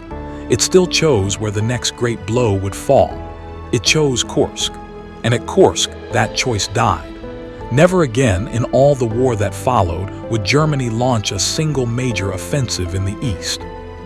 And beneath the strategy lies the colder, quieter truth that the legend of Prokhorovka always hid from us. What doomed Germany here was never the dramatic destruction of its tanks. Its tanks, in the end, were mostly not destroyed at all. What doomed Germany was arithmetic. The Red Army could send hundreds of its own tanks to their ruin in a single summer afternoon, could lose 5 of them for every 1 German tank in return, and still come on and still win. An army that cannot afford its victories has already lost the war. That is why the burning tanks of Prokhorovka were, in the end, the wrong picture all along. The battle that doomed the Nazis was not won in fire or courage or glory. It was won in a ledger, in the plain and merciless fact that one side could replace what it lost, and the other side never could. Stalingrad sowed the seed, Kursk brought the harvest. The photograph is only a fraction of a single afternoon. 6 men, a length of Japanese pipe, a flag catching the wind on the summit of a dead volcano. That image would become the most reproduced photograph in American history. It was pressed onto postage stamps, onto war bond posters, cast in bronze 32 feet high on a hill outside Washington. It told a grieving nation that the sacrifice had meaning, that the cost had been paid for something real. But look closely at what the photograph actually shows. It shows a flag going up. It does not show why the island beneath it had to be taken at all. It does not show the argument, still unsettled in the highest rooms of the American command, over whether this speck of volcanic ash was worth a single American life. Nearly 7,000 Americans died taking this island. For the better part of a century, we have been told they died so that tens of thousands of airmen could live. It is one of the most repeated justifications of the entire Pacific War. And when you go down into the archive, into the flight logs, the planning memos, the private doubts of the admirals who ran the campaign, that justification begins to come apart in your hands. This is the story of Iwo Jima, not the flag, the island underneath it, and the uncomfortable possibility that the most famous photograph in America is not a monument to a victory, but an alibi for its cost. By the winter of 1945, the American advance across the Pacific had a name: island hopping. Rather than bleed for every island Japan held, American forces seized only the ones that mattered, the ones with airfields and harbors, the stepping stones toward Japan itself, and left the rest to wither behind the front. Admiral Chester Nimitz, commanding the Pacific, had ridden this strategy from island to island, closer and closer to Tokyo. The Marianas, Saipan and Tinian and Guam had given America the bomber bases it needed. From their runways, the enormous B-29 superfortresses were now flying north to burn Japanese cities to the ground. But the flight was 1,500 miles each way, hours over open ocean with no place to come down, and it passed directly over a small volcanic island the Japanese had fortified, garrisoned, and used to radio warnings ahead of every raid. The island was a thorn in the bombing campaign. It was also, from the American point of view, a problem with an obvious answer: take it. That island was Iwo Jima, 8 square miles of black rock and sulfur, part of the Bone-In Islands, which the Japanese call Ogasawara. Its larger neighbor, Chichi-Jima, was bypassed. Iwo Jima was not. It had airfields. It sat almost exactly halfway between the Marianas and the Japanese mainland. On a map, it looked like the perfect next stepping stone. And a map is a dangerous thing to fall in love with.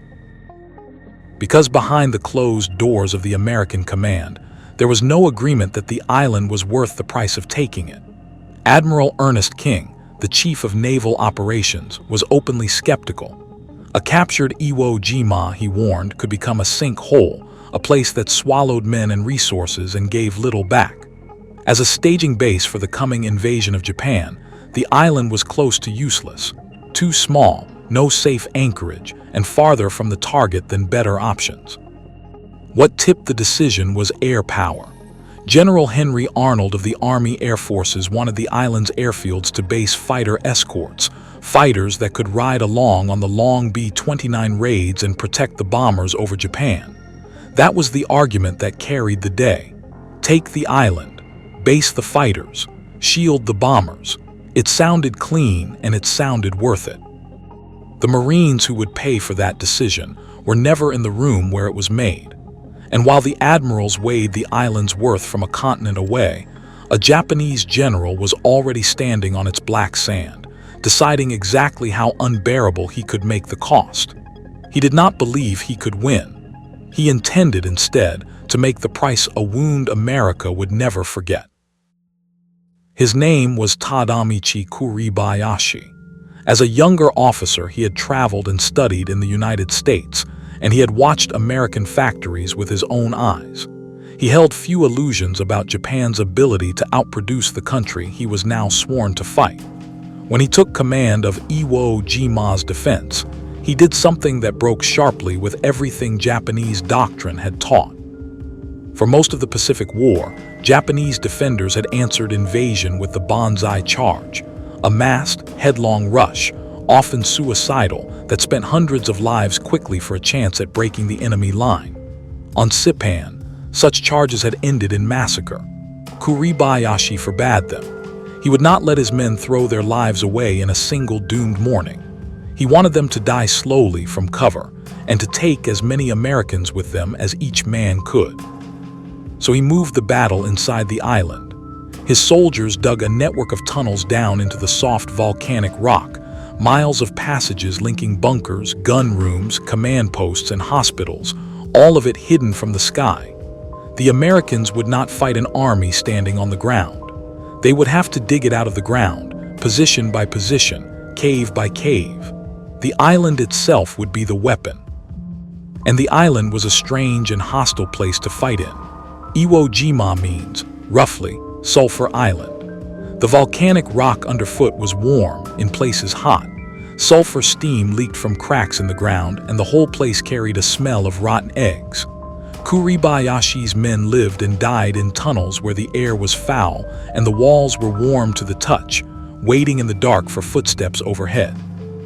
It was, by the account of nearly everyone who survived it, the closest thing to hell that men in that war had a word for. He gave his men a set of orders he called the courageous battle vows. Each defender was to make his fighting position his grave. Each was to kill 10 Americans before he himself fell. There would be no surrender. There would be no rescue. There would only be the rock and the waiting. On the 19th of February, 1945, the Marines came ashore. For a few minutes the black beach was almost quiet, and then Kuribayashi's hidden guns opened from the high ground, and the volcanic sand became a killing field.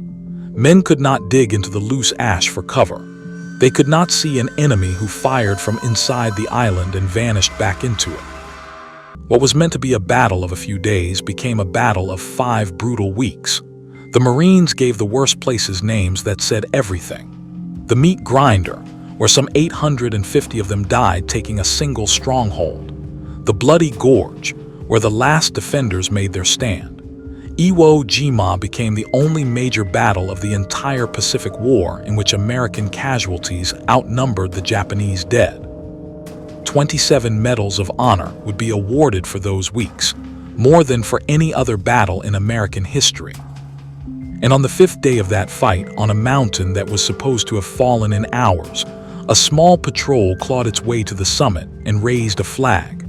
Then, a few hours later, they raised a second one. The mountain was Suribachi, a dead volcano at the island's southern tip, 550 feet high. Whoever held it could see the whole island and pour fire down onto the beaches. Taking it mattered more than any other single objective. And on the morning of the 23rd of February, a patrol fought its way to the top and raised a small American flag on a length of captured Japanese water pipe. The men on the beaches below saw it and roared.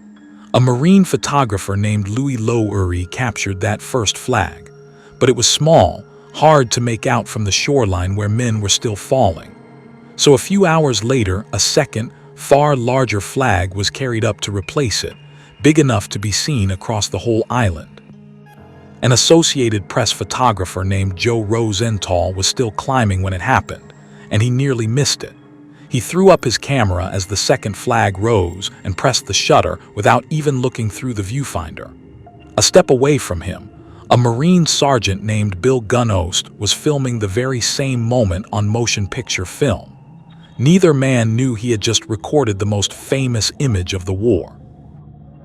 That photograph, the second flag, became the most reproduced image in human history. And almost at once, a rumor chased it, that Rosenthal had staged the shot, posed his men for the camera. He would spend the rest of his life denying it, and he was telling the truth. Gunost's film, taken from a single step away, shows the same bodies, the same motion, the same unposed instant. The camera cleared the photographer. The photograph moved with a speed that still seems impossible. It was flown to Guam, developed, put on the wire, and within about 17 hours of the shutter clicking, it was running on front pages across the United States and lying on the desk of President Roosevelt. It won the Pulitzer Prize that same year, the only time the prize has gone to a photograph taken in the year it was awarded. Overnight, a picture almost nobody on the island had noticed being taken became the face of the entire war. But there is a deeper irony buried in that frame, one that took 70 years to fully surface. For decades, the military could not even name the men in it correctly. The official record of who raised that flag was wrong, and it had to be corrected not once but twice, in 2016 and again in 2019, after amateur historians forced the Marine Corps to admit its identifications had been mistaken. The most famous photograph in America, and for 2/3 of a century, we did not know for certain who was in it. 3 of the men in that frame would be dead before the island was declared secure, but the photograph would outlive every one of them, and soon it would be asked to do something far heavier than honor the dead. It would be used to prove that the island had been worth taking. Consider what happened to the men in that frame. 3 of the 6 were killed in the weeks of fighting that followed, before the island was even secured. They never knew the photograph existed. The 3 who lived were pulled off the battlefield and sent home to become the living faces of a war bond tour, paraded through stadiums and banquet halls to sell the war to the people paying for it. One of them was Ira Hayes, a Pima man from Arizona. He had climbed that mountain with his friends, watched some of them die, and was now asked to stand on stages and point to himself in a picture. He never made peace with it.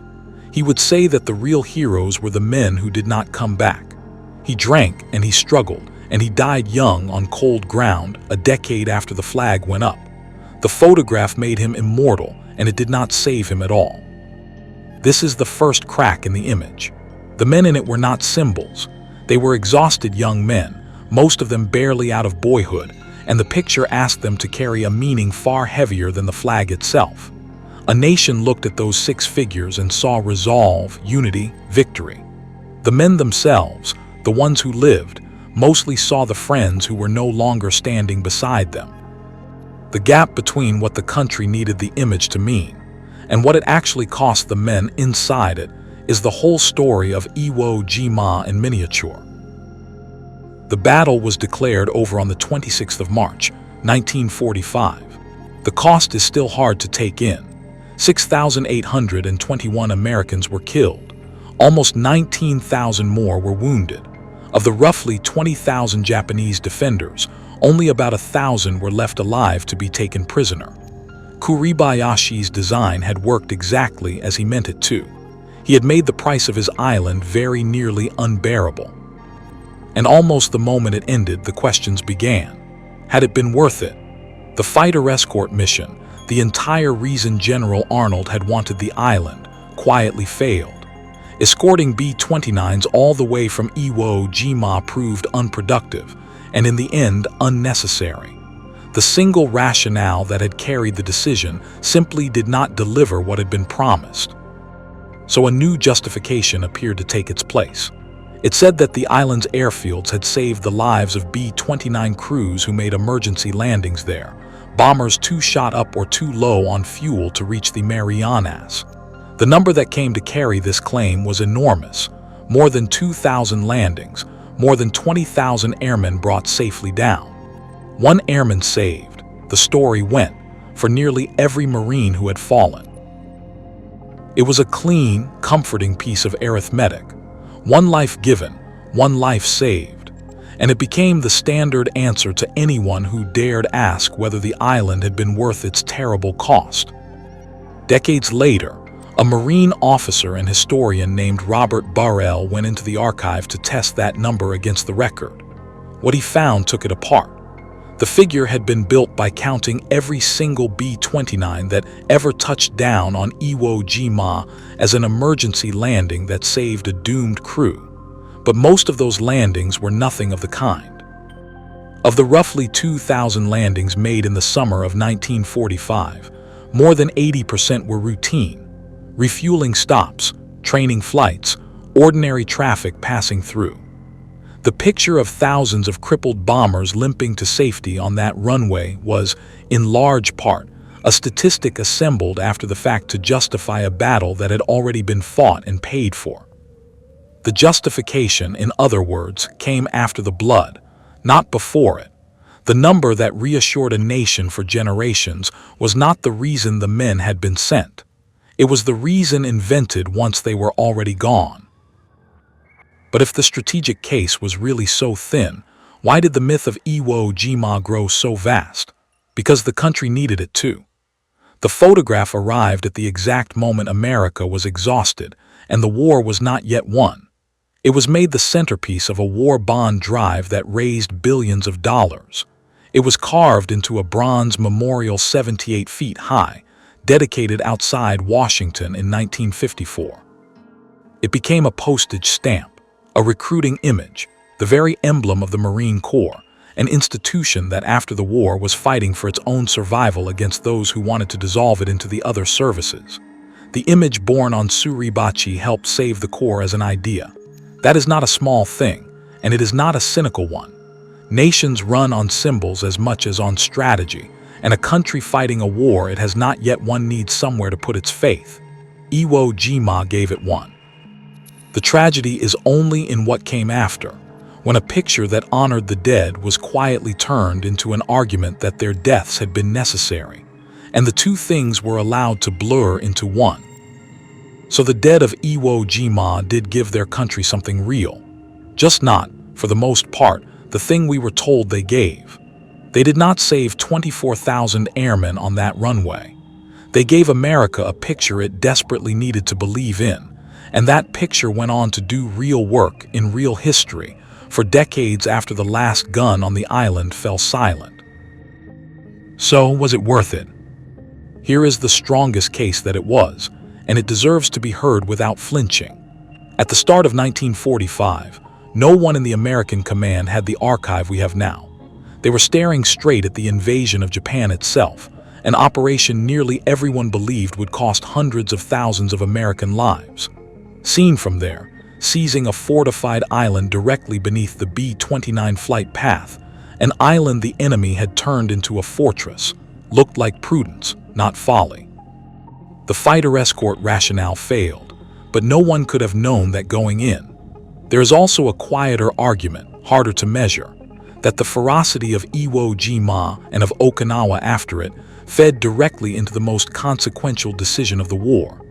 The closer the Americans got to Japan, the more certain they became that an invasion of the home islands would be a bloodbath without end, and that certainty shaped the choice to reach instead for the atomic bomb. Iwo Jima was one of the islands that taught that lesson in blood, and even the historian who dismantled the airfield myth grants that the image born on that island became a genuine symbol, one that helped fund the war and outlived everyone who fought there. By that measure, the men did not die for nothing. I take that seriously, and I still believe the honest verdict is harder than either of the comfortable ones, because the comfortable answers are two. One says Iwo Jima was a heroic necessity and the flag proves it. The other says it was a pointless slaughter and the numbers prove it. The archive supports neither cleanly. On the strategic ledger, the same ledger the planners themselves kept, the island did not repay its cost, and men like Admiral King suspected as much before a single Marine set foot on the sand. But the myth that grew from it was not a lie conjured out of nothing. It was real. It steadied a nation. It saved an institution.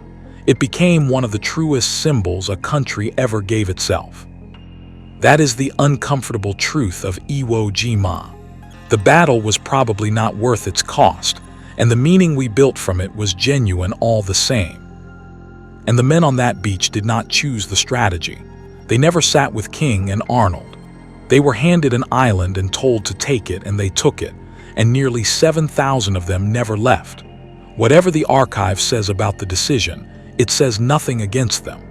That line between the soldiers and the system that spent them is the one the myth has always blurred, and the one we owe them the honesty to hold clear.